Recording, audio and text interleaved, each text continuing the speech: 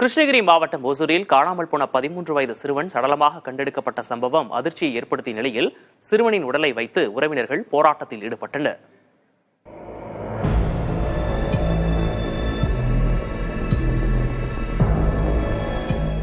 கிருஷ்ணகிரி மாவட்டம் ஓசூர் அடுத்த அஞ்சட்டி அருகே உள்ள மாவனட்டி கிராமத்தைச் சேர்ந்த சிவராஜ் மஞ்சு தம்பதியின் 13 வயது மகன் ரோஹித் அதே பகுதியில் உள்ள அரசு பள்ளியில் 8ஆம் வகுப்பு படித்து வந்த நிலையில் நேற்று முதல் சிறுவன் ரோஹித்தை காணவில்லை.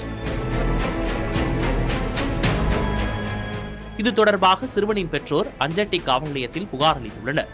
ஆனால் இந்த விவகாரத்தில் காவல்துறையினர் உரிய விசாரணை நடத்தாமல் அலட்சியமாக செயல்பட்டதாக குற்றச்சாட்டு எழுந்துள்ளது.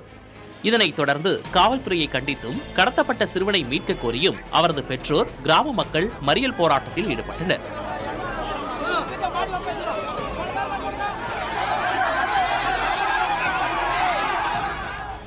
காணாமல் போன சிறுவன் ரோஹித்தின் உடல் அதே பகுதியில் உள்ள வனப்பகுதியில் கிடப்பதாக கிடைத்த தகவலின் பேரில் சிறுவனின் உறவினர்கள் அங்கு சென்று ரோஹித்தின் உடலை கைப்பற்றினர்.